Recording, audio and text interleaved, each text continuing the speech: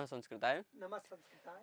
हम सब संधि का अध्ययन कर रहे थे लघु सिद्धांत कौमुदी में। इससे पहले हमने स्वर संधि और व्यंजन संधि का अध्ययन कर लिया है और विसर्ग संधि में भी हमने कुछ सूत्रों को देख लिया, जैसे विसर्जनीय शः विसर्ग के स्थान पे सा कर देता है, वह शरी वह विसर्ग के स्थान पर विसर्ग ही रखता है विकल्प से, यदि तुरंत बाद में शर प्रत्याहार यानी स में से कोई हो तो। फिर उसके बाद हमने स जो सो रूह देखा, यानी स और सजुष के स्थान पर रू कर देता है। और फिर ऊ कहाँ कहाँ हो जाता, ऊ करने के लिए हमने दो नियम पढ़े, अतोर अप्लुतादप्लुते और हर्षिच। उन दोनों को भी हमने विसर्ग संधि के दूसरे या तीसरे भाग में देखा था। फिर इसके बाद भो भगो अघो अपूर्व से योशी, यानी विसर्ग का कभी कभी विसर्ग जो था या रू था उसके स्थान पर यह होकर लोप भी हो जाता, ये भी हमने देखा था। हलि सर्वेशाम तक पर हमारा पाठ हो चुका था। आज हम सूत्र देखेंगे रो असुपी। रो असुपी क्या सूत्र कहता है, पहले इस सूत्र का हम ऑपरेशन कर देते हैं। अगर इस सूत्र का ऑपरेशन करेंगे तो दो शब्द निकलेंगे इसमें से, एक निकलेगा रह, दूसरा निकलेगा असुपी। ठीक है, रह असुपी। और यहाँ कौन सी संधि है, अगर आपने विसर्ग संधि में ही सामान्य नियम पढ़ा है अतोरोरप्लुतादप्लुते, तो यहाँ विसर्ग है ना, विसर्ग का स है समझ लीजिए, स के स्थान पर रू हुआ है, रू के स्थान पर रा बचा है, रा का विसर्ग हुआ है ना, तो वह रा है और उस र के स्थान पर क्या हो जाएगा, ऊ हो जाएगा। आद गुणा से गुण होगा, रो असुपी, और एंग पदांतादति से पूर्व होकर रो असुपी, है ना। तो यहाँ भी वह नियम लिखा है, हमें ऐसा संधि जानना है।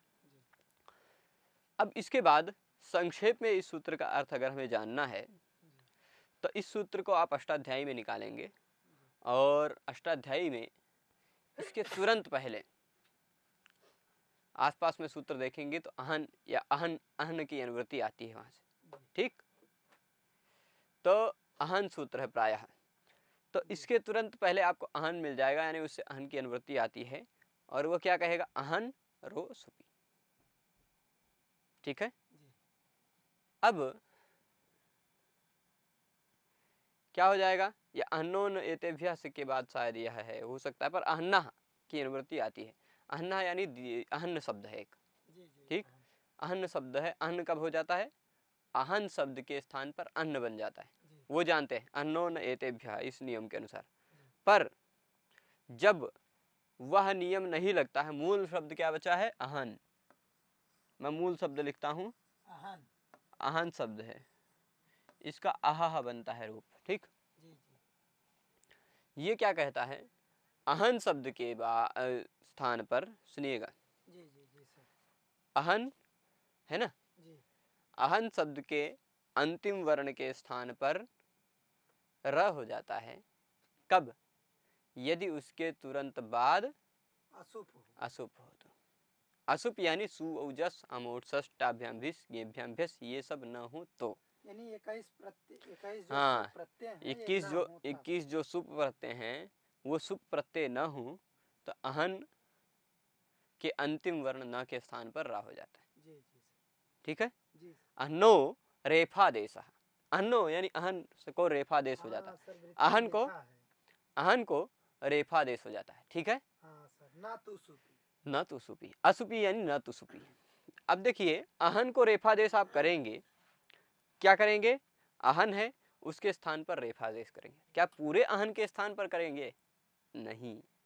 अलौंत्यस्य नियम के अनुसार अहन्नः कहा गया षष्ठी, षष्ठी के द्वारा निर्देश होने के कारण अहन के अंतिम वर्ण के स्थान पर होगा अलौंत्यस्य नियम से। ठीक, क्योंकि रेफ एक वर्ण वाला आदेश है, तो रेफ हो जाएगा, न के स्थान पर क्या होगा, रेफ होगा, उसके तुरंत बस क्यों, हाँ, और कुछ नहीं। इस सूत्र में क्या कहता है कि अहन हो, अहन के तुरंत बाद यदि सुप प्रत्यय ना हो, कोई दूसरा हो, मान लीजिए अहन के तुरंत बाद फिर से आहा है, ये अहन का प्रथमा एक वचन बनता है आहा,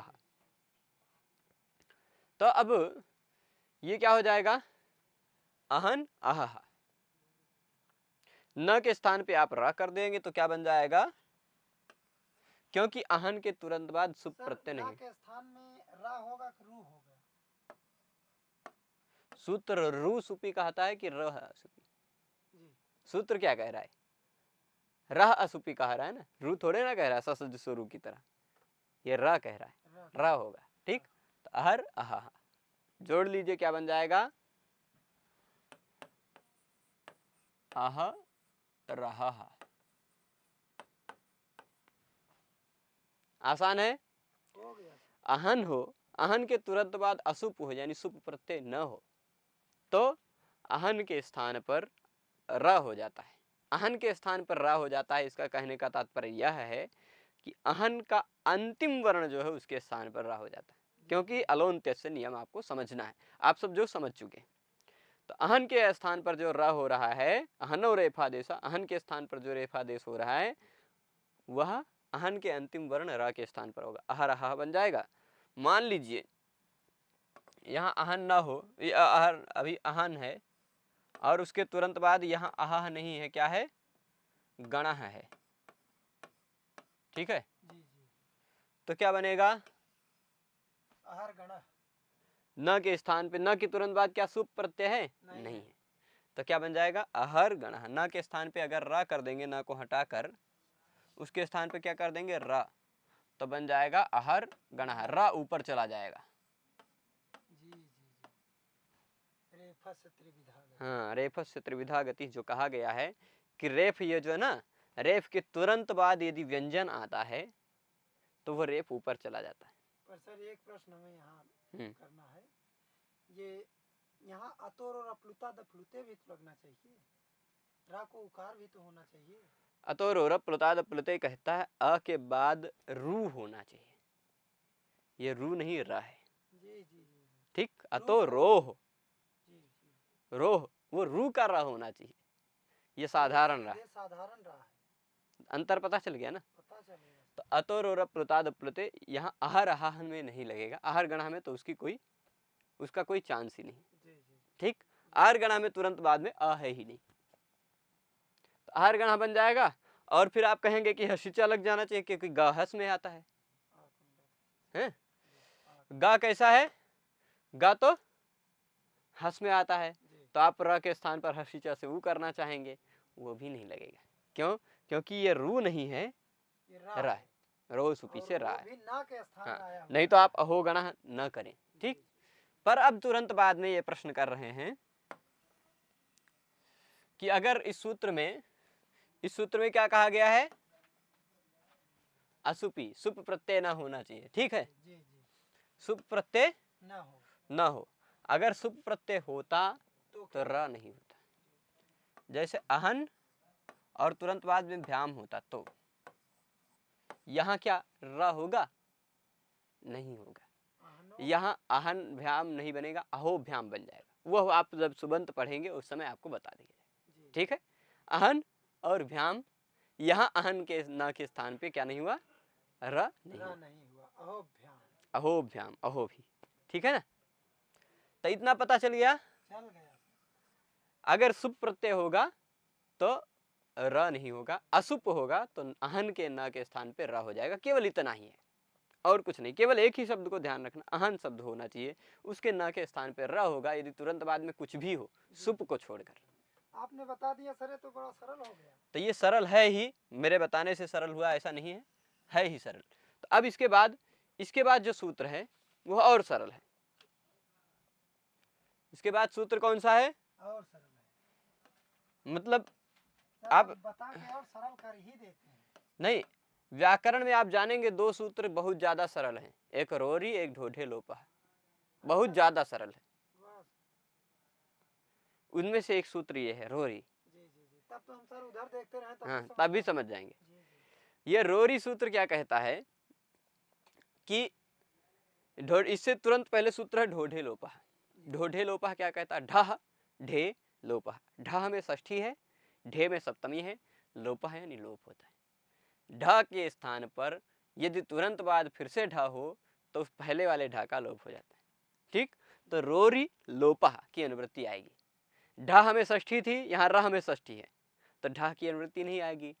ढे में सप्तमी थी, री में सप्तमी है, इसलिए ढे की अनुवृत्ति नहीं आएगी, पर लोपा की अनुवृत्ति सूत्र में आएगी। ठीक है, तो रोरी और यहाँ अनुवृत्ति आई है कोष्ठक में, मान लीजिए लोपा की, किस सूत्र से, ढोढे लोपा सूत्र से। अच्छा सर, समझ गए। तो अब ये जानिए कि ये जो रोरी लोपा है ना, क्या कहता है, रह यानी र के स्थान पर री यानी तुरंत बाद में र हो तो तुरंत बाद में रा हो, ठीक, तो रा का लोप हो जाता है। अब कौन से ला का, कौन से ला का लोप करेंगे?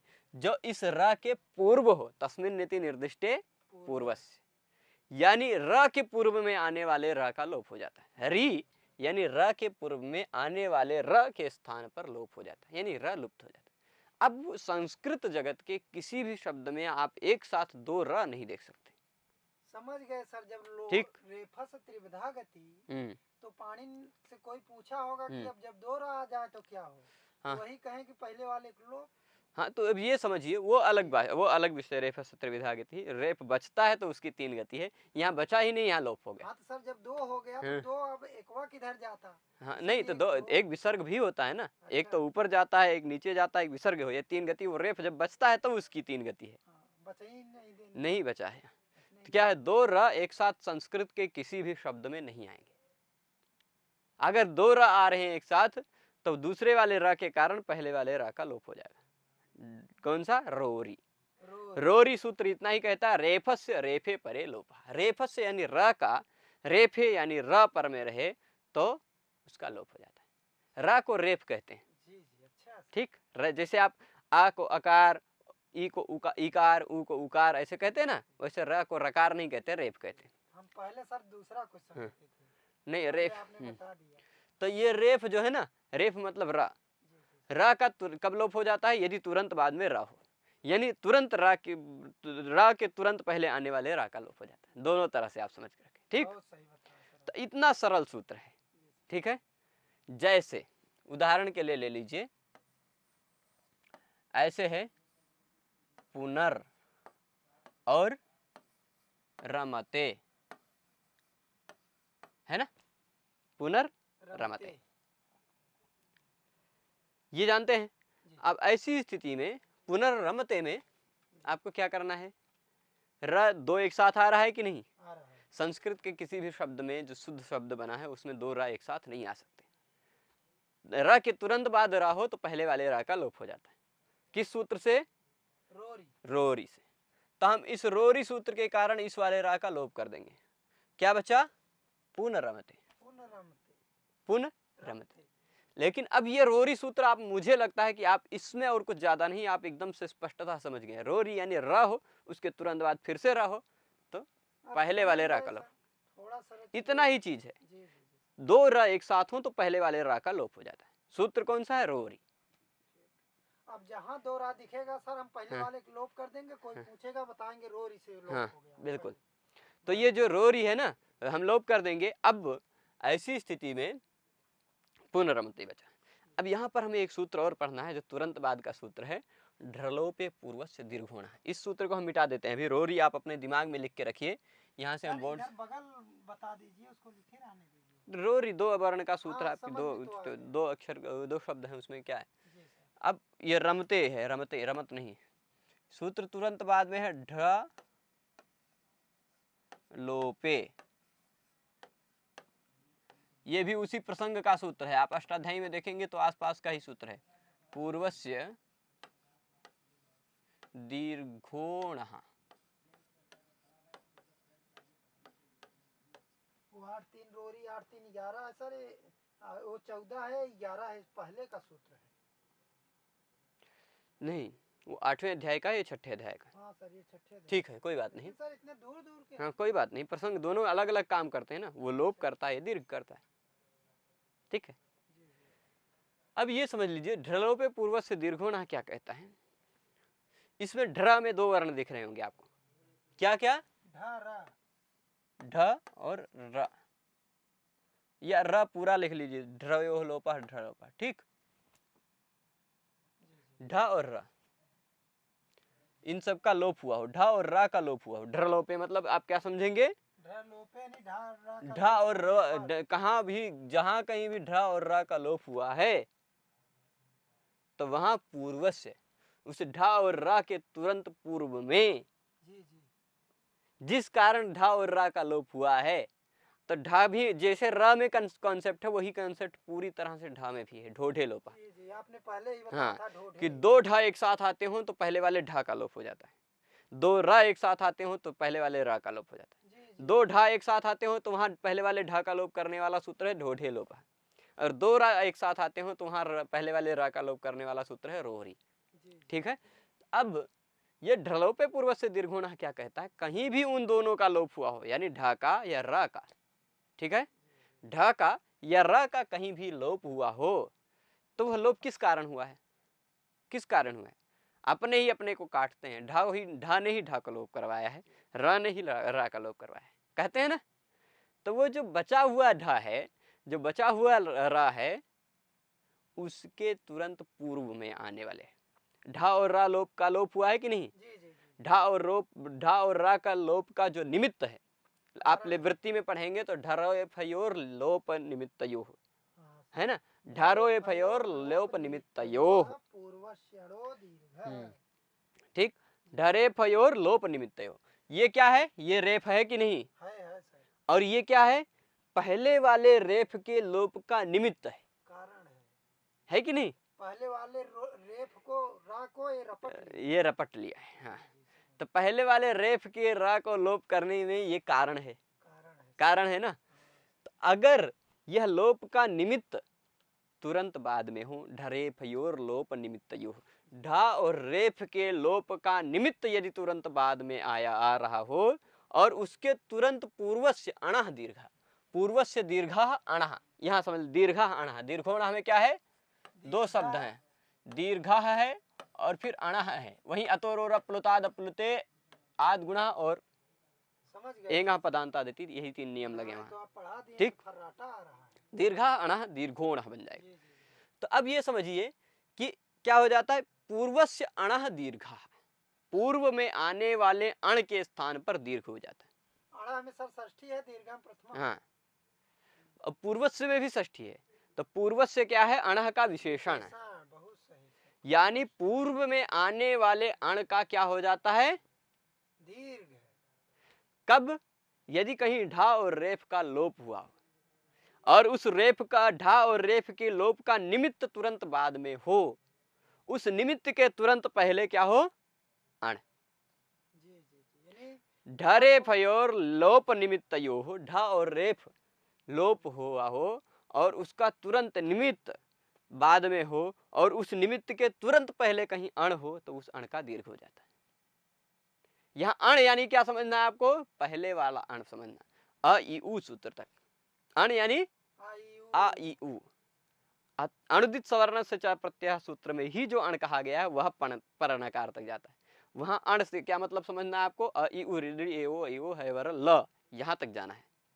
पर अनुदित सवर्ण से चा प्रत्यय सूत्र के सिवाय कहीं भी अण कहा गया है, चाहे वह उरण रपरह में अण कहा गया हो, चाहे ढलो पे पूर्व से दीर्घो अणह में अण कहा गया हो, और किसी भी सूत्र में अण कहा गया हो, वह अण पहले वाले अण में कहा गया है, नहीं, अण अण वहां नहीं कहा है, तो अण कहीं भी कहा गया हो किसी भी सूत्र में, वह अण क्या कहलाए, कहाँ तक गिनना है आपको, पहले अणा तक, अयूण के अणा तक। तो अण यानी तीन वर्ण, ढा और रेफ का लोप हुआ हो उसके निमित्त में उसके तुरंत पहले अ ई उ इन तीनों वर्णों में से कोई वर्ण हो तो उसका दीर्घ हो जाता है। यहाँ क्या है, यहाँ सर आ है, दीर्घ कर दीजिए, क्या बन गया, पुनरमते, यही बना ना, यही उदाहरण दिया है, ढलो पे पूर्व से दीर्घ होना, ये हो गया पहला उदाहरण। अब मान लीजिए दूसरा उदाहरण ऐसा दिया है, हरि है, आप ये जानते ही हैं, हरि शब्द का प्रथमा एक वचन में क्या बनता है, हरि, लेकिन कैसे बनता है, सु प्रत्यय लगता है तब बनता है ना, सु, सु ओजस अम ओजस अभ्याम भिस, इन सब में से कोई एक प्रत्यय लगता है, कौन सा, सु, सु में से बचता है स, ठीक, वही सु प्रत्यय का यह स है, हरिस, और उसके तुरंत बाद क्या है, रम्य।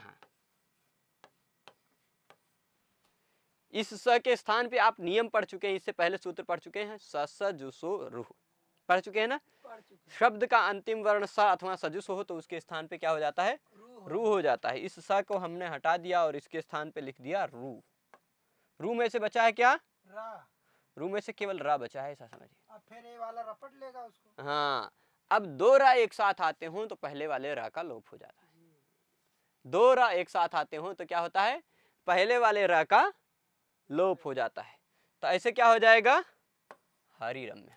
हो गया ना। अब ढा और रा का कहीं भी लोप हुआ हो, उसके तुरंत पहले अण आता हो, उसका दीर्घ हो जाता है। ढा और रेफ का लोप हुआ हो, उसका निमित्त तुरंत बाद में हो, और उस निमित्त के तुरंत पहले क्या हो, अण हो, अ ई उ हो, तो क्या हो जाता है, दीर्घ हो जाता है। आप रस्व ई जो था उसको आप दीर्घ कर देंगे, क्या हो जाएगा, हो जाएगा हरि रम्य। अब यहाँ कोई पूछे हाँ, तो हमको द्वितीय ये द्वि प्रथमा नहीं बताना। हरि है, हरि हरय, वहां भी द्विवचन बनता है, पर ये द्विवचन वाला हरि नहीं है, प्रथमा एक वचन वाला। बहुत बड़ी आपने इसी तरह विंशति रूप्यकाणि, ठीक, विंशति रूप्यकाणि। उदाहरण देख ले,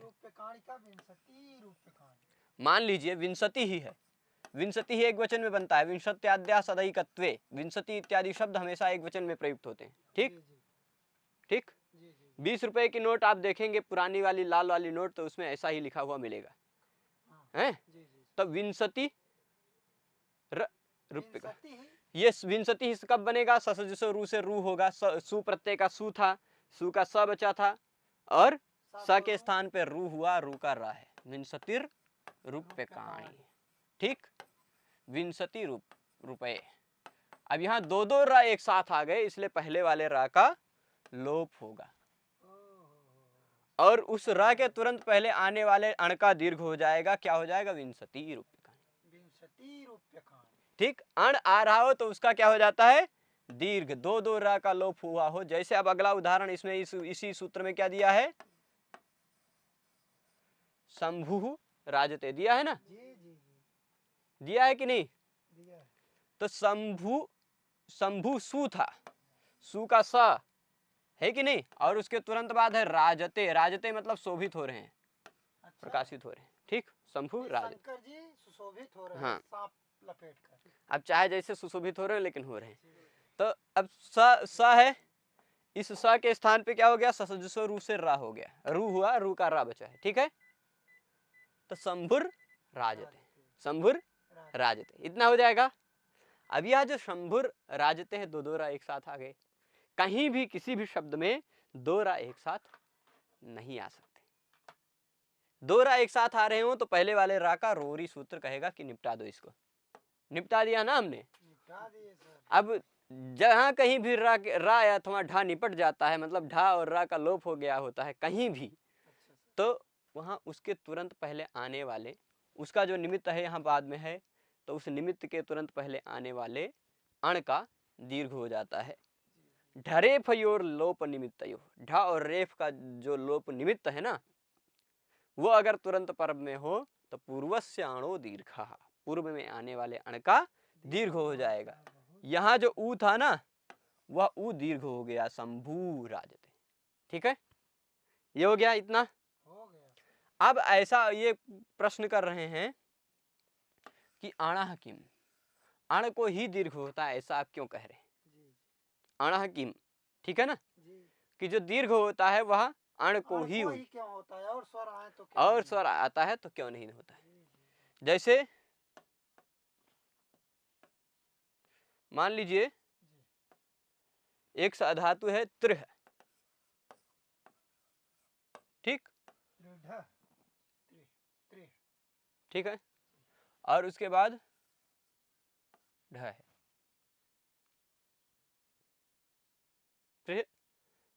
हाँ, क्या हो जाता है, हो ढा से ढा हो जाता है। अच्छा अच्छा सर, मूलतः देख लीजिए ऐसा है, मूलतः क्या प्रत्यय है, यहाँ पर ता है, प्रत्यय ता है, अच्छा, और होढ़ा क्या कहेगा, होढ़ा सूत्र है एक, वो कहता है ह अथवा ह के तुरंत बाद झल प्रत्याहार का वर्ण अथवा पदा ह शब्द के अंत में आता हो तो उस ह के स्थान पे ढ हो जाता है, अच्छा, ठीक, तो इस नियम के अनुसार ह के स्थान पे क्या हो जाता है, ढ हो गया है, ठीक है, क्यों, क्योंकि ह के तुरंत बाद झल प्रत्याहार का वर्ण आ रहा है। होढ़ा सूत्र आप देख के पढ़ लीजिएगा, अभी मैंने पढ़ाया नहीं है, जब पढ़ाएंगे तो इसको और विस्तार से बता देंगे। सर होढ़ा यही कहता है कि हाँ है, झल प्रत्याहार का वर्ण हो, हाँ, अथवा हा के बाद कुछ हो ही नहीं, या तो झल हो, तो हा के स्थान पे ढा हो जाता है, ठीक, तो अब क्या हो गया, ढा हो गया, क्यों? क्योंकि झल प्रत्याहार का वर्ण ये है। अब ये जो ढा हुआ ये झस के अंतर्गत आ गया था। हा था तब तक झस नहीं था। हा झस में नहीं आता। झस में क्या क्या आते? झ भ घ ढ ध, यानी हर एक वर्ग का चौथा वर्ण, चौथा ही केवल झस मूर्धन्य। तो झस में यानी कि हर एक किसी भी वर्ग के चौथे वर्ण के बाद ता अथवा था आते हैं। किसी भी वर्ग के चौथे वर्ण के बाद ता अथवा था आते हैं। तो ता, यही इसी के साथ हम ये दृढ़ धातु भी ले लेते हैं। ठीक, दृढ़ धातु भी है। दृढ़ और ता, यहां भी हा के स्थान पे क्या हो गया है? ढा हो गया है। दृढ़ ता, ठीक, हो ढा, दोनों एक साथ चलते हैं। दोनों में ये ढा है, वर्ग का चौथा वर्ण है। वर्ग के चौथे वर्ण के बाद अगर ता अथवा था आता है तो झषस तथोर धोधा नियम लगता है। कहता है झष के बाद आने वाले ता और था दोनों के स्थान पे क्या हो जाता है? ध हो जाता है। झषस तथोर धोधा। तो अब देख लीजिए, इस ता अथवा था के स्थान पे क्या कर देगा? वो ध कर देगा। दोनों जगह ध हो गया महेश जी। तो ध हो गया। ये ता पूरा था तो ध भी पूरा ही रहेगा, क्षमा करिए, क्योंकि ता के बाद आ भी था, ध आधा ही आएगा पर आ पूरा मिल जाएगा। ठीक, ध, दृढ़ ध, ये इतना पहुंच गए। अब यहाँ पर एक नियम जो आप विसर्ग संधि में, हल संधि में पढ़ चुके हैं कि सकार या तवर्ग का शकार या टवर्ग के साथ योग हो, तो स्टुनाष्टु नियम के अनुसार ये देखिए, टवर्ग का ये है, शकार या टवर्ग का ये है, उसके बाद तवर्ग का ये है, तो तवर्ग के स्थान पर भी टवर्ग हो जाया करता है। ठीक, तो इस नियम के अनुसार इन दोनों ढ को क्या हो जाएगा? दोनों ध के स्थान पे क्या हो जाएगा? ढ हो जाएगा। किस, ये ढ पूरा रहेगा टुनाष्टु नियम से। ठीक, हे भगवान, तो ये ढ पूरा है। तो ये दो ढ पूरे हुए। अब देख लीजिए, दो ढ एक साथ आ रहे हैं कि नहीं? दो ढ एक साथ आ रहे हैं। अगर दो ढ एक साथ आते हो तो पहले वाले ढ का लोप हो जाता है। ढोढे लोपा हमने पढ़ा है ना, पहले वाले ढ का लोप हो गया।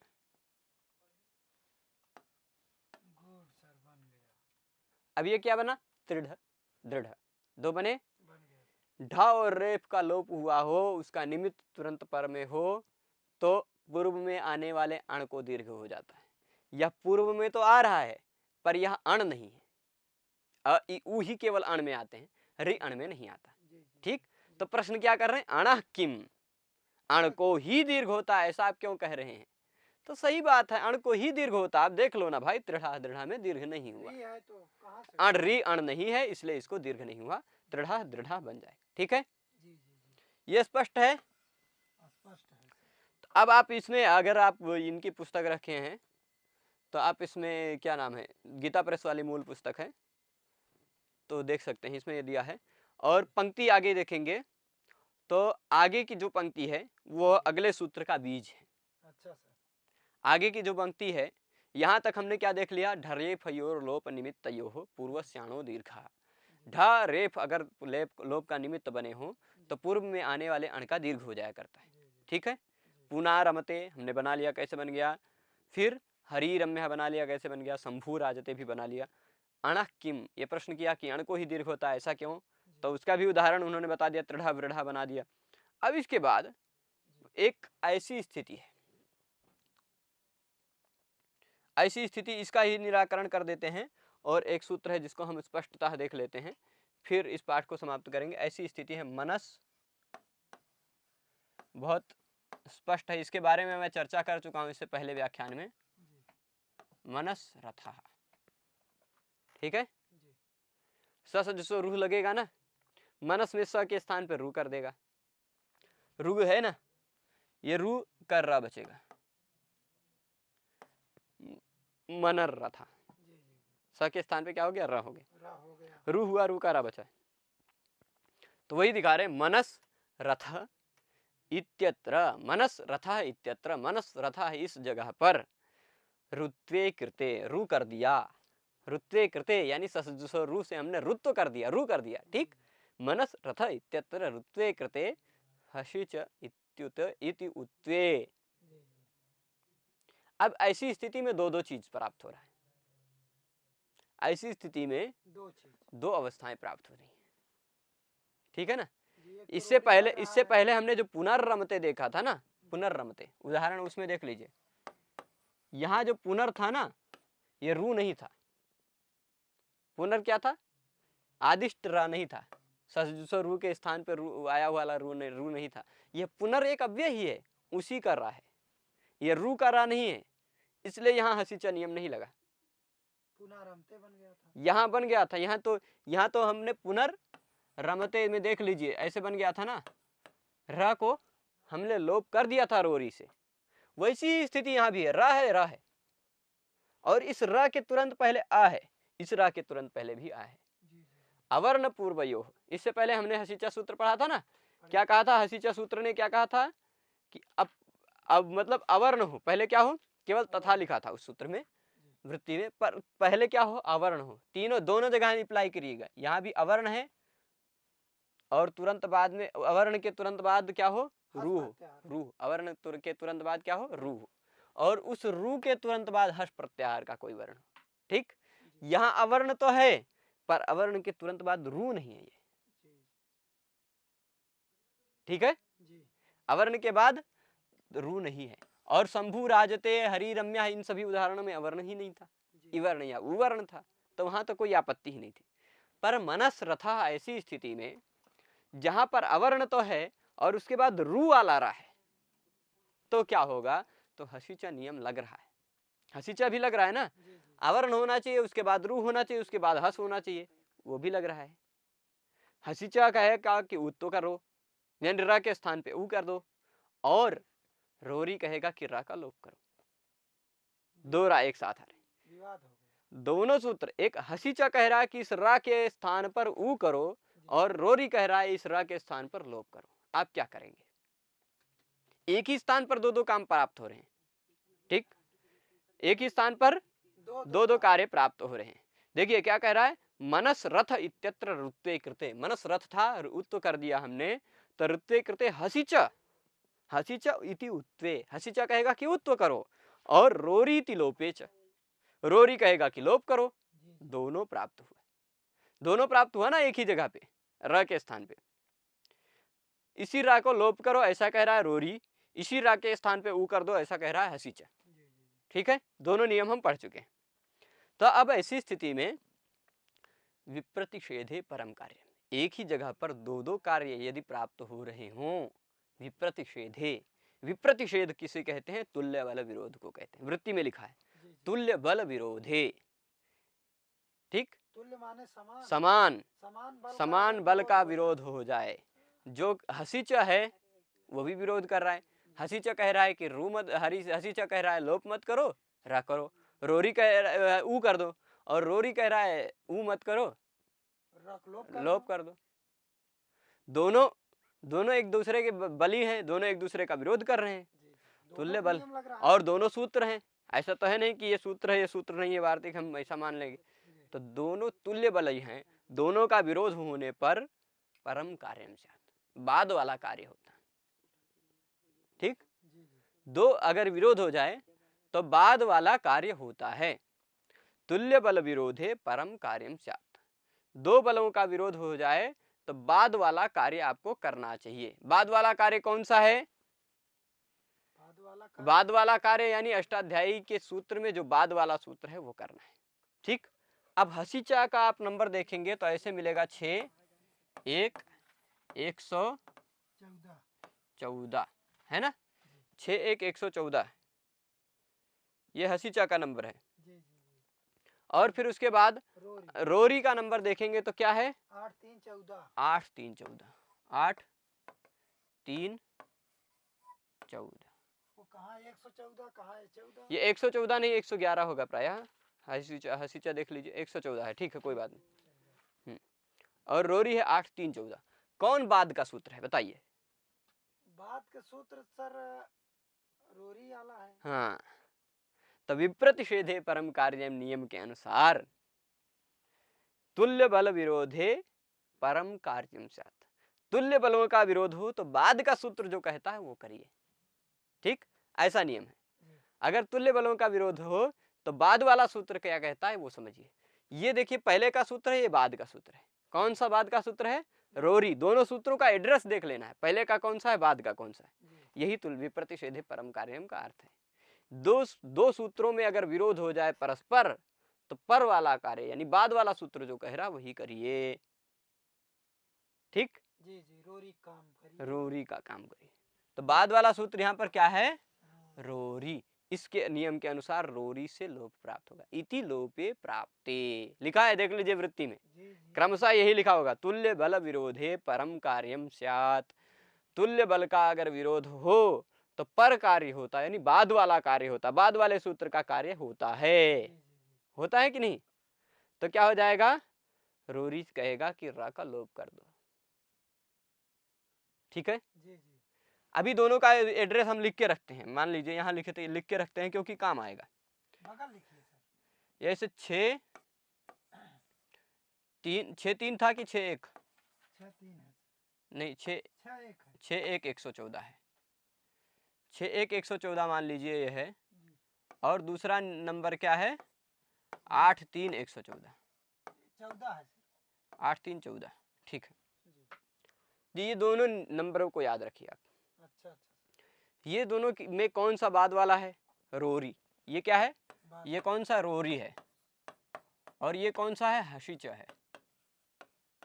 दोनों बराबर ही हैं, बस कि एक अक्षर बढ़ा बस। हाँ, तो अब इस दोनों में से कौन सा नियम लगेगा? ये रोरी कहेगा कि रा का लोप कर दो। चलो ठीक है, इसने कहा, रोरी ने कहा, तो हमने लोप कर दिया।